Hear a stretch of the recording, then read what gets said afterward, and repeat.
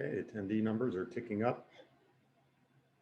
We'll be getting started shortly. Give folks time to sign in.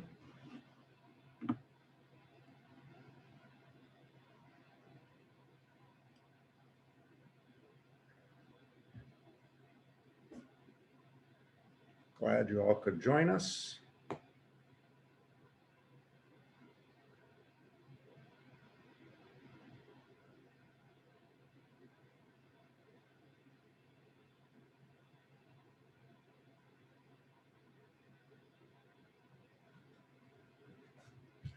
I'm watching the numbers tick up, and we'll get started here shortly once we give everyone a chance to sign on.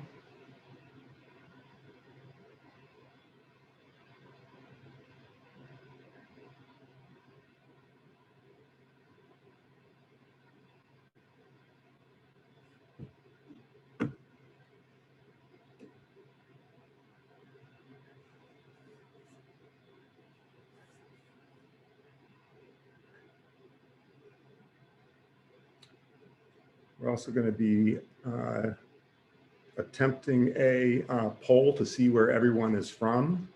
So we get a sense of the geography of the folks that are here. I want to thank you all. We're going to get started now. Welcome to our webinar on fair and affordable housing. We're happy to have you here. We hope this will be an interactive conversation. We're going to limit the number of slides we're presenting. We have a great panel of experts that includes both consultants who have broad experience in a number of areas, as well as community experts who have in-depth experience with the conditions on the ground in their community. We brought this group together because we really see all the different challenges that different communities face and all the differences in the housing markets around the country. So we needed to have some different perspectives on what those different challenges are. So each one of these community experts is facing a different challenge and has a different perspective. And part of that is also due to the fact that they operate at a different scale. So we have somebody representing a neighborhood scale, a city scale, and a county scale. So with that, I'm going to introduce Fourth Economy. Fourth Economy is an innovative community and economic development consulting firm. Our clients include community and economic development organizations, local and state governments, innovation intermediaries, colleges, universities, and businesses. Recently, Fourth Economy joined Steer to support our growth and expansion of services. Steer is a global employee-owned consultancy based in the UK with 21 offices across North America, Latin America, Europe, and India. Our partnership complements Steer's global economic development offering and strengthens their already successful consultancy, Steer Economic Development, based in the UK. Collectively, we now offer a comprehensive approach that embraces people, skills, enterprise, infrastructure, mobility, and innovation to deliver sustainable, inclusive, and equitable economies. If that sounds scripted and like I read it, it is, because this just happened a week ago and I don't yet have that down.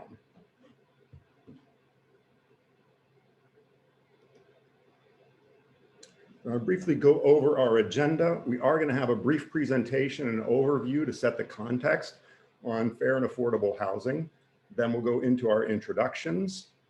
Each community expert will provide a very brief overview of the housing market in their community, and then we'll go directly into discussion. We have some pre-formatted questions, and then we have questions that folks submitted with their registration. With any remaining time, we're going to open it up to further Q&A.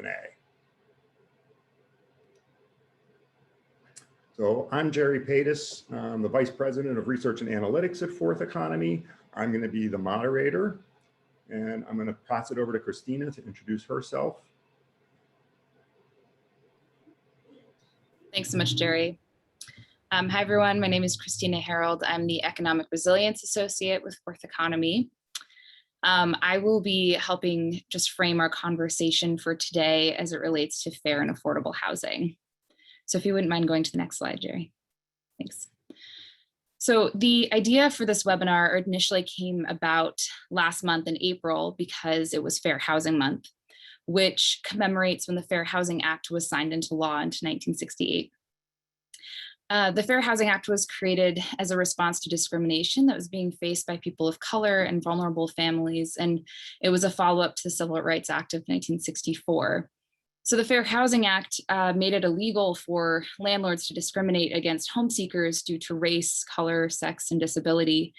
And even though this act sought to address institutional barriers in housing, we still see that there are major challenges and major gaps in housing access, especially for the same groups of people that the Fair Housing Act was created to protect. So if you wouldn't mind going to the next slide, please. So the National Low Income Housing Coalition has done a lot of work in this area, and they've determined that there is a shortage of 7 million rental homes for the nation's lowest income citizens. And these lowest income renters also happen to be seniors, the disabled, and workers in the labor force, even when they're working more than 40 hours per week. Next slide, please.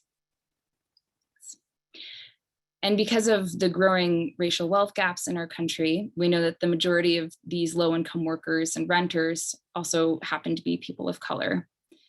In this chart, we can see that people of color make up the majority of low-income renters, with 20% or 1/5 of Black households, 18% of American Indian or Alaskan Native households, and 16% of Hispanic households that are extremely low-income renters. We can also see that home ownership rates are disproportionate for families of color, with the blue bars in this chart showing percentage of homeowners by race and ethnicity. Next slide, please. So Black and Hispanic families are also paying more for their housing, with more than half paying 1/3 of their income to stay in their homes. This is income that could go to other necessary family expenses. And even though they're paying so much, nearly 1 in 10 Black families reported being at risk for eviction in 2019, making them twice as likely to face eviction than white families. And these numbers have, of course, grown because of the pandemic. According to the Eviction Lab, Black individuals make up about 20% of all renters, but they make up 35% of all defendants on eviction cases.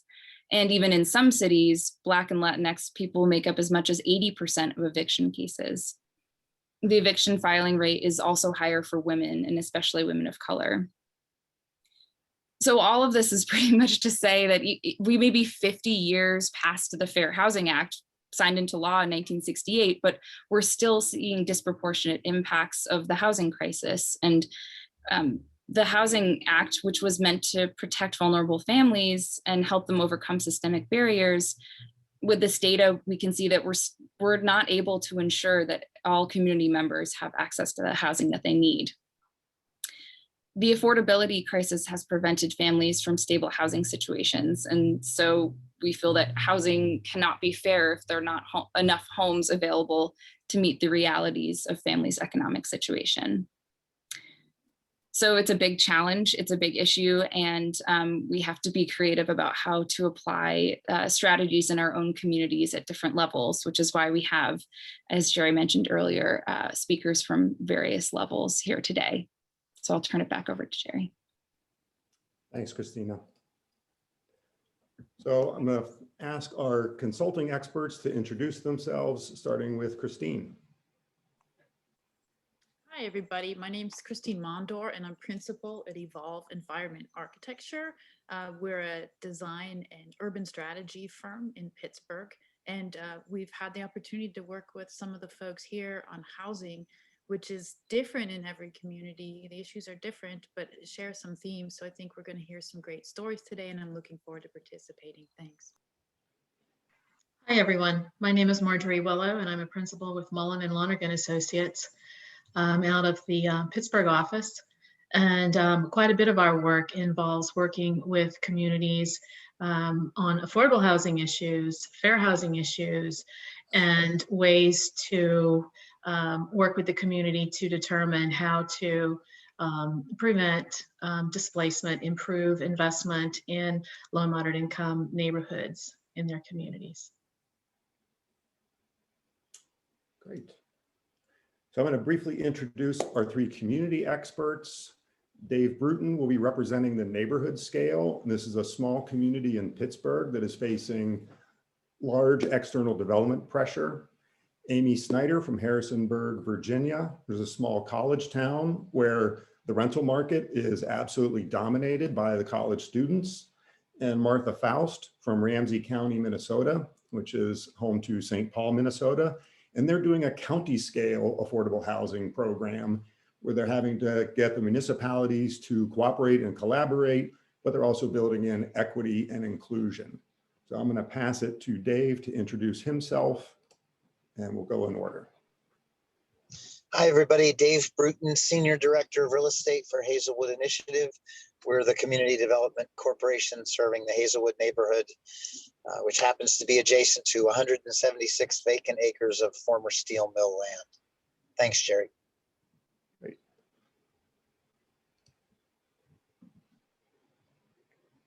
Good afternoon. My name is Amy Snider. I'm the assistant to the city manager for City of Harrisonburg, Virginia.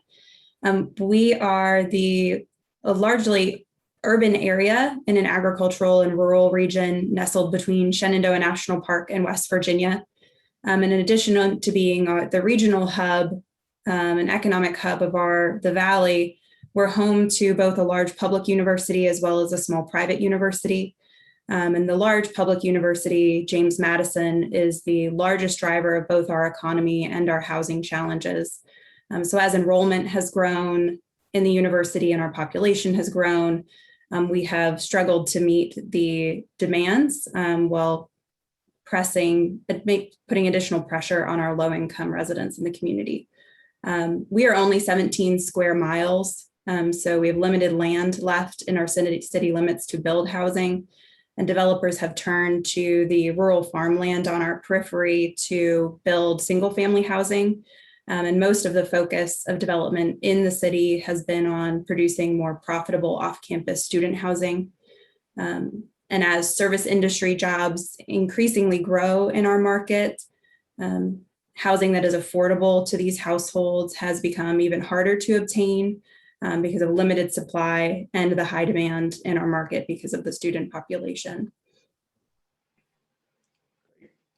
And Martha. Good morning, everyone. Grateful to be part of this panel, and I'm representing Ramsey County, which is the smallest county in the state of Minnesota. We contain the city of St. Paul, our capital city, which comprises about half of the land in Ramsey County, as well as first ring and second ring suburbs. We are home to Fortune 500 companies, as well as the Minnesota State Fair, which, by the way, is the best state fair in the United States. I recommend you check it out. And you can see some of the data points in terms of our population. In addition to being the smallest county in Minnesota, we are the most densely developed, the most urban within our metro area.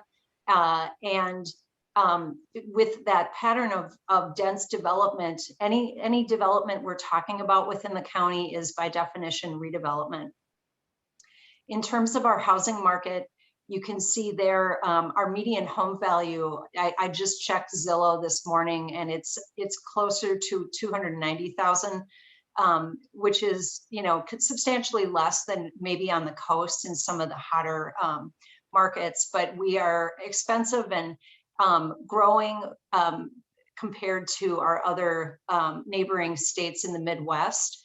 And we have seen home values increase substantially during this period of low interest rates. And one of the reasons that we engaged in planning with Fourth Economy was to address the affordable housing crisis, which Minnesota and Ramsey County have experienced, as well as the rest of the nation. And one of the key data points that we found is that we have acute need in the area of housing units that are affordable to folks at income levels with 30% of area median income. So those are those deeply affordable units that require a significant amount of public subsidy. And we currently estimate our current deficit today at approximately 15,000 of those housing units. So it's a really big problem that our county has been attempting to address. And I'll stop there and talk more about strategies when we get to that part of the conversation. Okay, great. So that is it for the presentations. I promised there would be very few slides. So now I'm going to stop sharing and we can go back to having a conversation. So one of the things I heard folks say in their introductions, we had a little bit of commonalities and some contrast. So we've got Harrisonburg and Ramsey, both sort of landlocked with a little more difficulty in finding the space for development.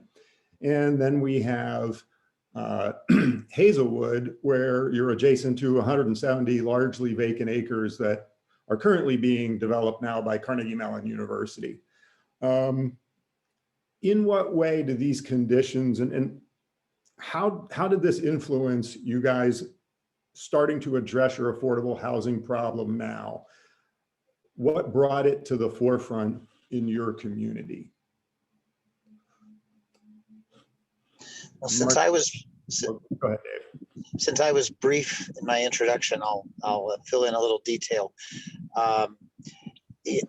To understand Hazelwood, you have to understand Pittsburgh, and I was interested in the St. Paul's numbers because the housing, the depth of the crisis sounds very similar to what we're going through in the city as a whole. But you know, Pittsburgh is a city with 60 years of declining population, declining property values, and so Hazelwood has 5,000 people where we used to have 20 and 20,000, and so we've got lots of vacant land and properties that have just been declining.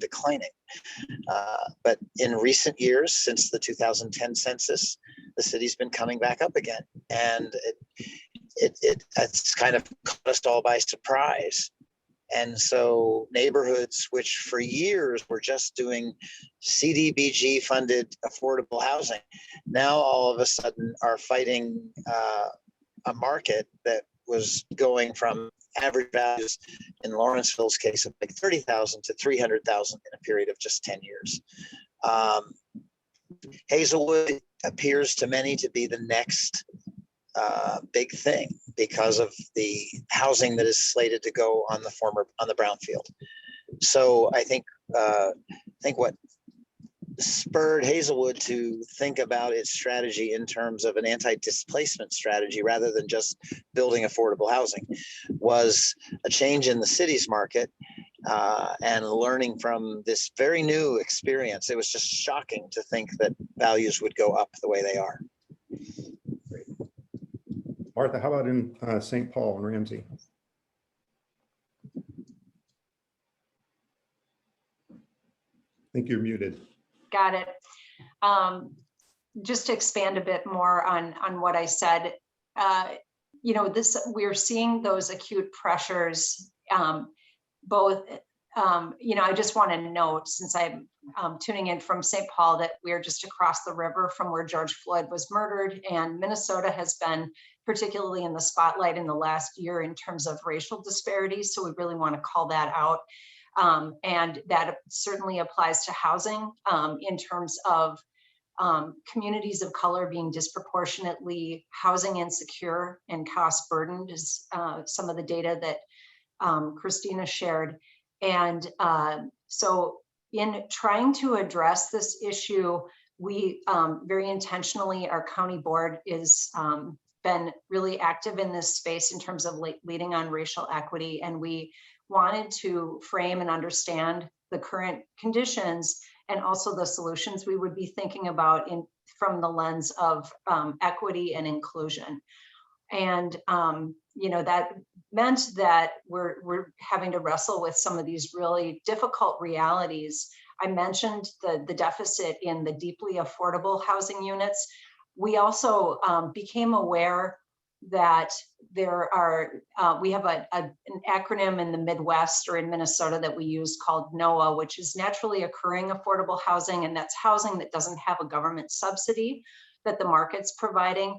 And we have approximately 35,000 of those units scattered throughout the city, both in St. Paul and in our suburban communities that are older units, 50 to 70 years old, in some cases deteriorating, but still are a way for folks to have access to affordability without any sort of governmental intervention. But they, as I know has been the case elsewhere in the country, have been subject to market pressures from outside investors coming in to invest in those properties because frankly, there's less risk from a developer's standpoint to go in and invest in an existing property than to try to navigate sometimes difficult permitting processes and sometimes rezonings to build new units. And so we understand that the totality of the problem is bigger than, it's very significant.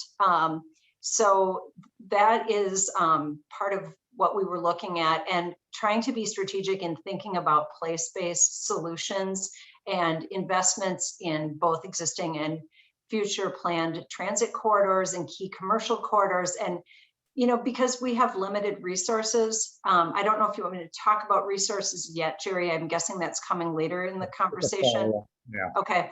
But really knowing that whatever solutions we were going to address have to be strategic because we public resources are limited and have to be very tactical and in really strong collaboration with our city partners. And Amy, how about Harrisonburg? As I've mentioned, we're a college town, and when the students arrive in August, our population nearly doubles. And many of those students live in off-campus housing, not on campus. And over the last 10 to 15 years, the enrollment has increased as well as the footprint of the university. And that growth of the university placed additional pressure on our housing market. And this led to a groundswell of community support for action on the part of government as it relates to housing. And in response to this, in 2019, our city council adopted a vision plan for the city that explicitly prioritized addressing affordable housing. And this was a significant change in policy position for the city. Before this, our city government had not been involved in housing other than from a regulatory standpoint, being involved in land use and zoning, subdivision ordinances, design and construction standards. So for us, conducting a comprehensive housing assessment and market study was us seeking to lay a foundation for a foray into a completely new policy area for us. And I know the question may be asked of, well, why did you as the city decide to take this on alone? As I mentioned earlier, we are 17 square miles, which means we are small, and we are bordered by a county that is a metro area, although much smaller than St. Paul. And we did deliberately decide to undertake evaluating our situation at the city level, in part because we are what's called an independent city. We're very unique here in Virginia, where we as a city government are independent and are not part of the county. But we felt that we, in order to make the best policy decisions as a city, needed to have the data on what was happening within our city boundaries. So we could identify specifically what our market looked like, what needs we had, and what barriers there were, and could craft policy recommendations that were within the authority of City Council to pursue. As a follow-up, I want to go to Dave and Martha. First, Dave, you're doing this at the neighborhood scale. So what are the pros and cons of you guys taking this on rather than having the city of Pittsburgh do it? Well, there's one unique circumstance in Hazelwood that would be a con anywhere else, that we have wind beneath our wings because Pittsburgh is a city rich in foundations. And I don't know that this situation is anywhere else in the world, but 3 foundations own this former brownfield.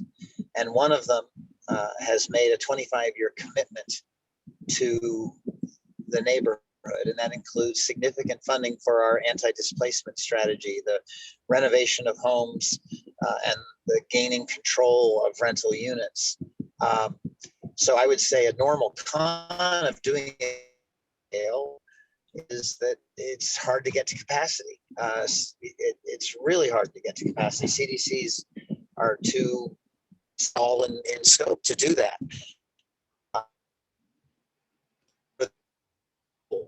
Of course, the strength of doing it at the neighborhood scale is it would be one thing to provide the units. It's another thing altogether to make sure that your neighborhood residents are the ones who get those units.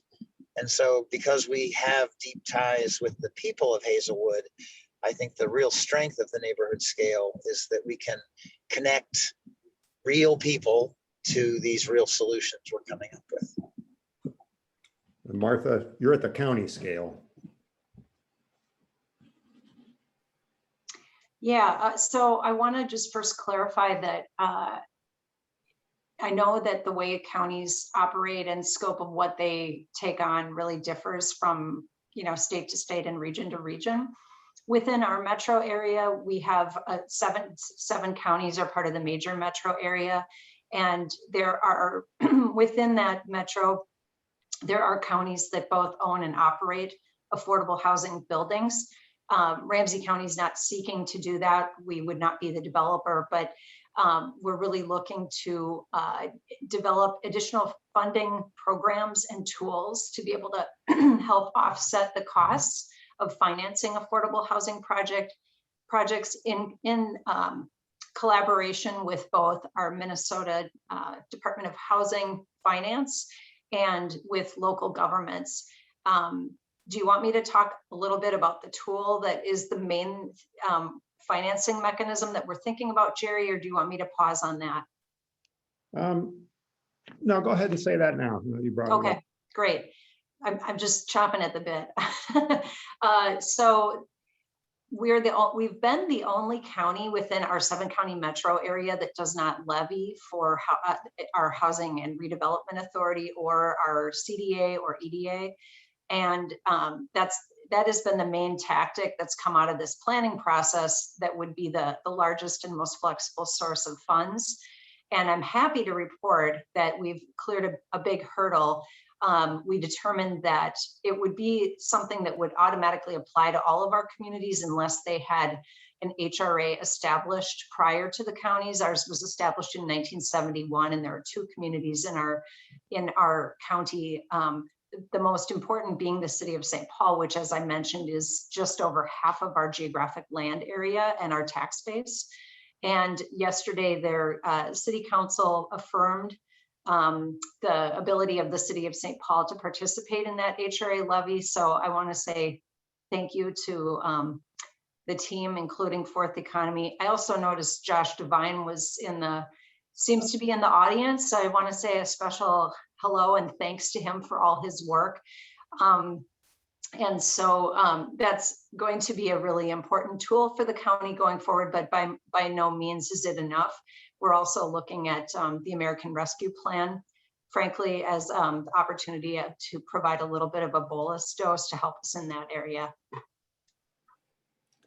Good observation that Josh was there, Martha. Thanks for that. Marjorie, you've worked in a lot of communities. What do you see as some of the drivers that spur them to address their affordable housing? And what are your comments about, interventions at these different scales?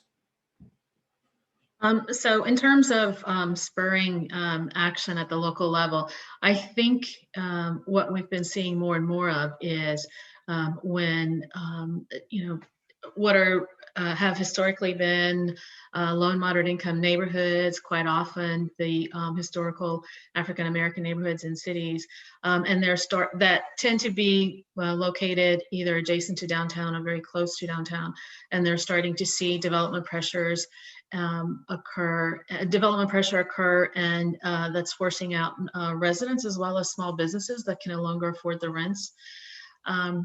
And so Martha mentioned it. One of the things that we're really looking into for our clients is the American Rescue Plan funds, because, and I just want to read something. One of the in the interim guidance that the Treasury Department issued stated that the funds are to encourage the uses that foster a strong, inclusive, and equitable recovery, especially uses with long-term benefits for health and economic impacts. And so I think that in terms of trying to get ahead of development pressure and the anticipated displacement that will inevitably occur in a lot of communities, and that it already has, is to invest in community land trust. It's one of the best tools that I think we have available across the country, where you can communities can use this vehicle to acquire properties before investors do. And there's a lot of metrics out there that you can use that to identify where displacement is anticipated to occur, and we've used those in some of our studies. But inevitably, it's because it's already started to happen. So, once you have a couple of coffee shops and a bakery move into a neighborhood, it's not too late, but it's already started. And so I think you need to step back even before that happens and start looking at who's acquiring properties in neighborhoods where the cost to acquire properties is very low and where the likelihood of redevelopment is very high, because that's what gentrification is. Investors are looking to see where they can invest, get the biggest bang for their investment at the lowest cost to them. And that's where it's going to happen. And we're working in another city right now, and it's slowly starting to happen, and we're trying to convince them.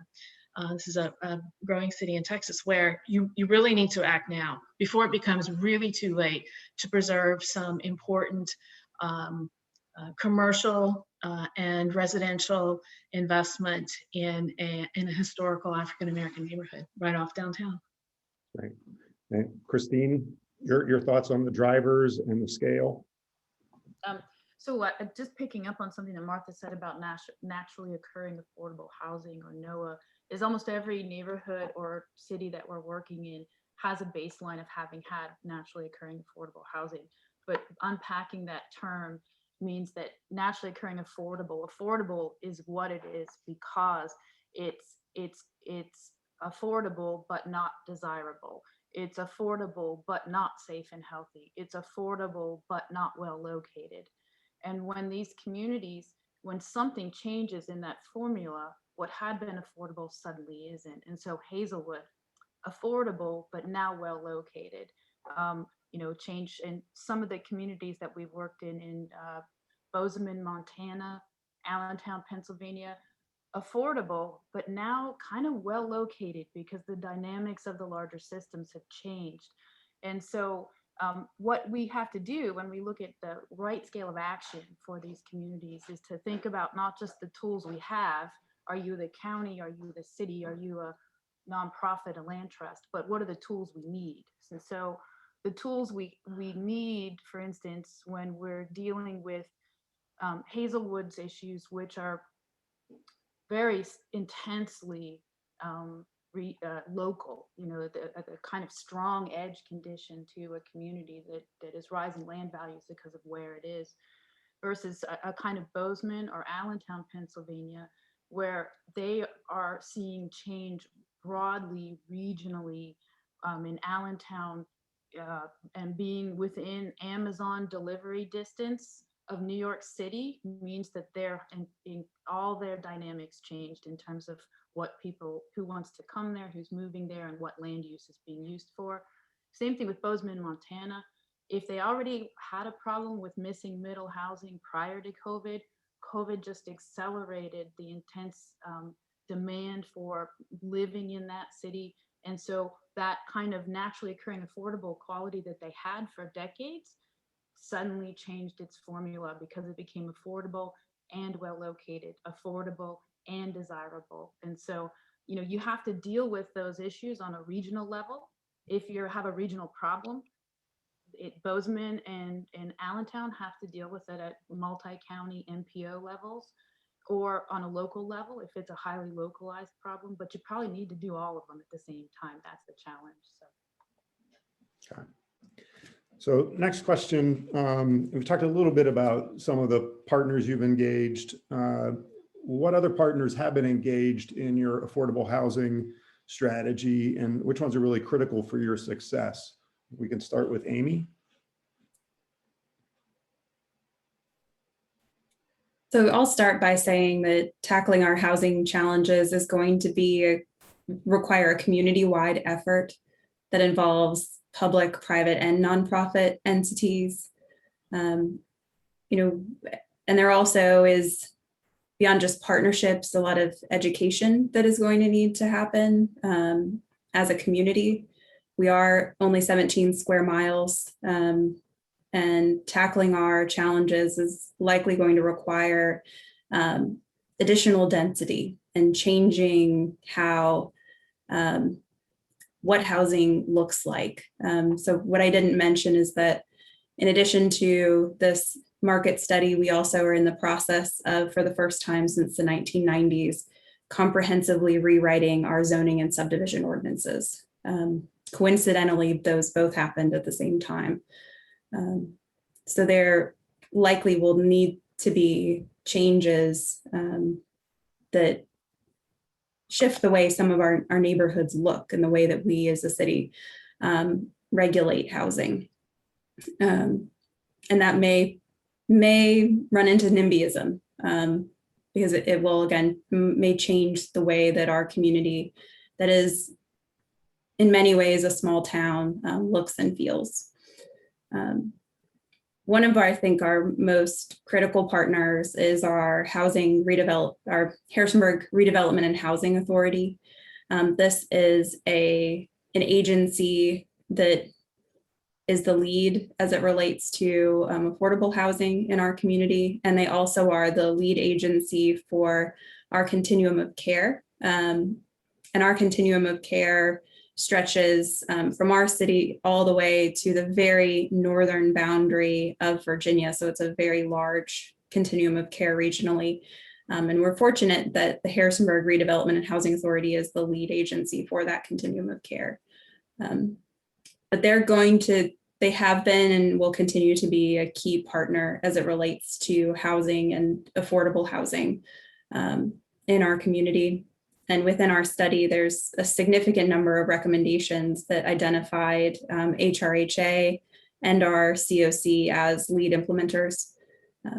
So we recognize that we are going to need to continue partnering with them, as well as many other entities in the community. Great. Martha, how about in Ramsey? Yeah, our plan, our economic competitiveness and inclusion plan is very holistic. So it really is looking across the broad spectrum of housing being very integrated into job creation. And therefore I'd say we're leading with our chambers of commerce, the local business community, because it's been really made clear that for business retention and attraction, housing infrastructure is really critical. But in addition to the types of organizations that Amy mentioned, it's our neighborhood organizations, culturally specific organizations, or organizations that have targeted geographies. Of course, all of our local units of government, both elected officials, planning commissions, and staff as well. And then housing allies. There's currently a NOAA preservation study group and sort of a burgeoning NOAA preservation coalition that's emerging, because I really emphasize what Christine said about the need for being on the front end of trying to preserve those naturally occurring affordable units to prevent displacement. And so I'm sure I've missed organizations that we're engaging with. Philanthropy. We've had some conversations with the St. Paul Foundation, McKnight Foundation, LISC. We have a really good larger community of folks that are interested in this space. Our county historically has not been active, but that's changing. And so it's kind of an all hands on deck approach. And Dave, I'm going to pitch this question to you about the partners, but we also had a question come in. If in answering that, can you also talk a little bit about the process for your anti-displacement strategy and how the community was engaged? Sure. Same list of partners. You can't do this work without partners because no one can be the only funder, the only stakeholder. I can't add anything to what the others have already said, except to list the names in our context. But the specific aspects of our strategy start with stabilizing existing homeowners who have been living in these houses that are undervalued and so couldn't borrow against the equity in their home because there wasn't enough. So working with our local chapter of Rebuilding Together Pittsburgh, they provided free repairs, and we added to that a discount repair program. So 1/3 of our homeowners have received some level of health and safety repairs to make sure that they can stay in this naturally affordable low-income housing in decent conditions. Everything that Christine said was just right on target.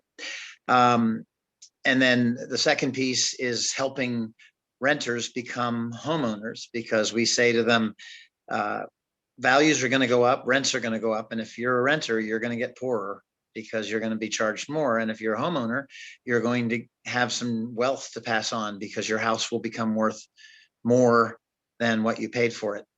By the way, that's an interesting trade-off with the community land trust model. That equity stays with the community. It doesn't get passed on to that one family. There's some interesting trade-offs there. And then the third piece of our strategy is preserving and creating up to 650 permanently affordable units of housing. We're in the process of developing 66 of them ourselves, mostly relying on Section 8 subsidies. We have a low-income housing tax credit deal going in our old high school, Gladstone School. And I think the final piece of that strategy will be working with developers to make sure that 20% of all units coming into the neighborhood are affordable to very low income families. If we can do that, it would be mathematically possible that none of the 650 renters in our neighborhood right now would have to move. The challenge, of course, is making sure that they get those units as they come online. Great. Christine, what are your thoughts on the critical partners? You're muted. Of course I am. There has to be a moment of that. Just building on what Dave said is, the three scales are policy, projects, and people, and different communities approach it from different ways. So, if I could build on Hazelwood, is Dave mentioned people dealing with getting people into home ownership. Any partner you have that can deal with kind of building wealth within the community on an individual level is really important. Projects are another way to do it. I mean, getting your developers, getting your deals together.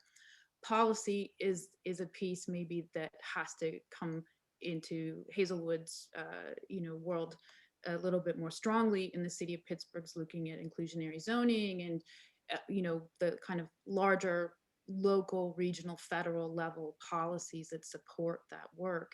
I contrast that to other places where we've worked, Allentown again, where that first step forward's coming at the policy level, but the developers and the people level things are not yet. The kind of work that we did with Fourth Economy there is to try and get these things to all work together, because everybody's doing things at different levels. And then how do you get them to speak to each other to make sure you're putting the policy in place, but you're incorporating the folks who are working with the individuals and the people to build community wealth, and that you're not putting things at odds.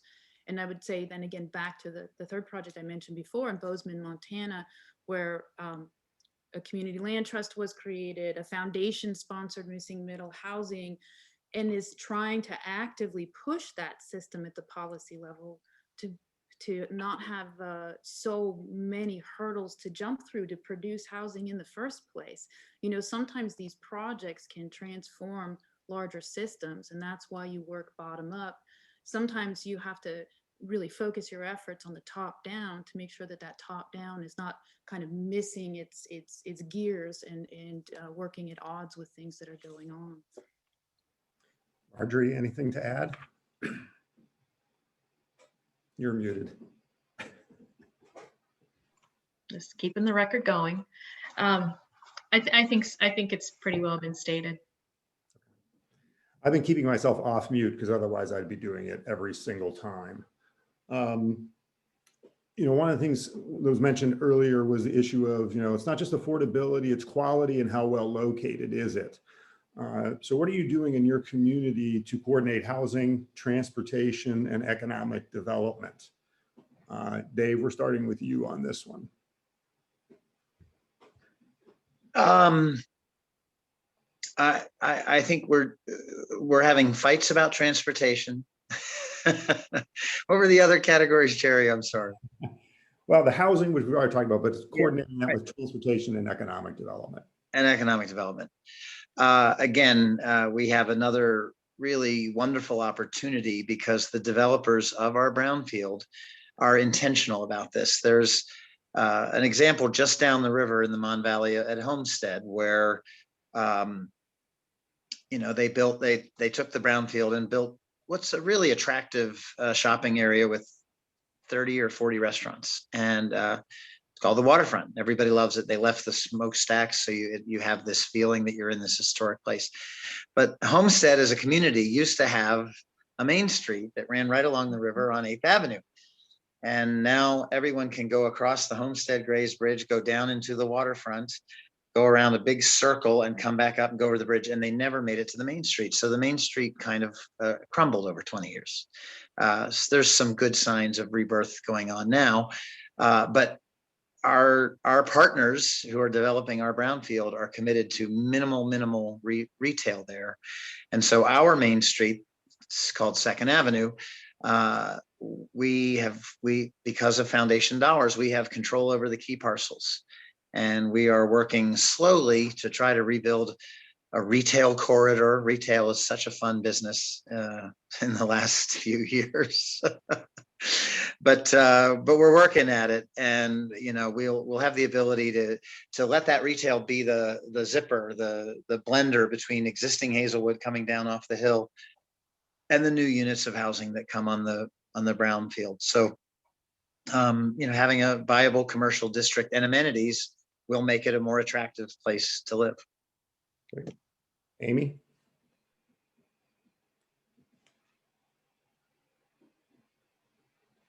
One of the really useful policy tools that came out of our study was housing market types, which for us looked at our housing in our community through what does not only the housing market itself look like, but what does housing look like through access to different amenities, walkability, quality of life features, access to transit, access to hubs for economic hubs in our community.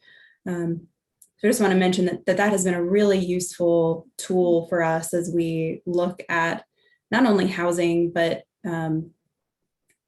zoning, economic development, public transit in our community, and how all of these layer together to create the best opportunity for people in our community based on where they live. One of the things I do want to mention, that just to give you a picture of our community, even though we are small and we do have a small town feel, we're fortunate because of the large public university that we do have a public transit system in our community. That if we did not have the public university, it probably would be less likely that we would have a public transit system that served many of the neighborhoods in our communities and the economic centers in our community as well. One of the things that I mentioned we're currently underway on is the comprehensive rewrite of our zoning and subdivision ordinance.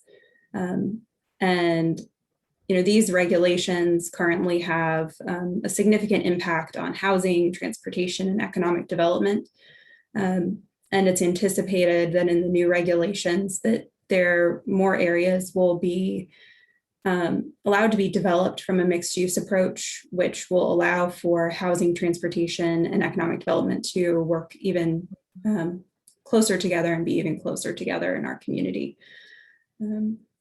And one of the other things, I think we're at a point where we're laying a foundation through a lot of different studies that are happening concurrently that will help us look at housing and economic development and transportation probably differently than we have for the last 3 decades. Not only our housing study and our zoning and subdivision ordinance rewrite, but we are underway on our first ever downtown master plan. And we also are beginning a multimodal transit center feasibility study as well. So all of these are happening at the same time, and I think are going to inform policy discussions going forward of what does this look like and how do we coordinate them so they're really speaking to each other. Martha? Yeah, to the ideas that have been mentioned so far, I would just say that we are really taking a place-based approach in terms of collaboration, alignment, and targeting of resources into transportation corridors, transit corridors. And we're looking at designating a portion of our HRA levy proceeds to support strategic acquisition of underutilized sites for equitable TOD, and it really trying to look at opportunities for infill and greater density along transit corridors and for job creation as well. So really doubling down on transit corridors as a way to connect where people live to job opportunities and greater mobility. So we're winding down on time, so we're going to go to a bit of a lightning round here. Marjorie, can you name any places that you think are doing this coordination really well? I'm going to throw out Louisville, Kentucky. Amazingly, they've had some racial reckoning issues of their own over the past year, and we did a housing study for them, and it really grew out of the old redlining map, and they've really incorporated that now and are focused on how do we change what the city looks like today, which very accurately reflects what it looked like in, I think, the 40s when that map was created. And it's just really inspiring to read some of the stories that are coming out now, and the trajectory they're trying to put the city on. Yeah, Urban 3 did a redlining analysis for the Ramsey project as well. It was really neat. Christine, what's your best practice case? I'll put it in as the emerging city, which I would say Allentown, Pennsylvania, in that the challenges that they face, they're doing a really great job of unpacking what they are, but they're also putting the kind of policy infrastructure in place so that whenever the market and individuals kind of start that energy, they'll have a way of contributing to that solution, because there's no way they can build themselves out or subsidize themselves out of that problem. It really needs to be much broader solutions. So, okay. Also, lightning round. What do you think your biggest challenge will be in implementing your affordable housing strategy? We'll go Martha, Dave, then Amy. Resources, closing the gap. Keeping it short and sweet. That's really, it all comes down to money. So how much can we do with resources that will still be limited? And I think the way we maximize that is through collaboration, constant communication, and ensuring that as much as possible, we can align with our local communities so that they can be able to realize their own housing goals and objectives. Yeah, Martha, I would agree. I used to hate that answer because there were, sure, money's an issue, but there were a lot of issues. And yet, as I think we as a nation really have gotten better at quantifying the scope of the crisis, it's huge. And if you're a renter and you don't have a Section 8 voucher, good luck to you. It's just that the options are few and far between, and there aren't nearly enough of those vouchers. The deficit in resources, whether it be for the developments themselves and the increasing gap of between what a house costs to build, $400,000 for a 2-bedroom new construction house, and what people can afford, maybe $150,000 for one house. Resources. Thanks for that. Amy, anything on that? I echo the resources, especially considering Harrisonburg, as of Tuesday, we are pursuing going out to bond for $100 million high school, and that tax burden will be borne by our residents, a 13-cent tax increase over the next 3 years. So we're aware of that additional financial burden and how to best also pursue this priority. The one piece I would say too is for us, it's staff capacity. As I mentioned, this is a new area of service and policy for the city. And we recognize that we need additional expertise in this area. So we, over the next year, we'll be hiring a housing coordinator to help us. That was also incorporated into the budget that was passed by City Council last Tuesday. So that is a challenge, and one that we're looking forward to having the additional expertise of a housing coordinator to help us with. We had some questions submitted. There's one here that I think fits into the theme that we've had going here at the end. To what extent might focusing more on income and wealth disparities fix the problem of affordable housing? I'm going to provide one brief statistic on that, and then I'll open it up. The jobs that are projected to grow in the United States, the ones that pay half of the median household income, will outnumber those that pay more by 5 to 1. So we are creating a lot of jobs where even if there's 2 workers, they won't make the median household income. And this is happening at a time when all the construction costs are increasing. Then our panelists have any more? And I've been thinking about this the whole time we've been talking, because building housing and the production of housing is in itself its own industry, and it becomes very difficult for people to be grounded, have ownership, because that industry wants to keep going. And I think if you were able to I don't know how to do it, but to give people more spending power, then they have choices as to what they're investing in, and they also have the ability to build wealth. And I think that in our haste to get more housing out there, it's possible that we're locking people into certain economic brackets inadvertently. And I think we need to be really careful, because I totally +1 what Dave said about some of the kind of pros and cons of CLTs.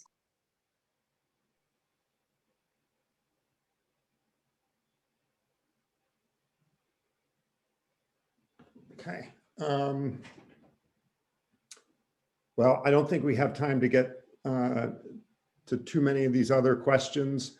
We'll try and see how we can best follow up with these. One did just come in. What are the best initial / new policies for a community to put into place to advance this issue? Where does a community begin?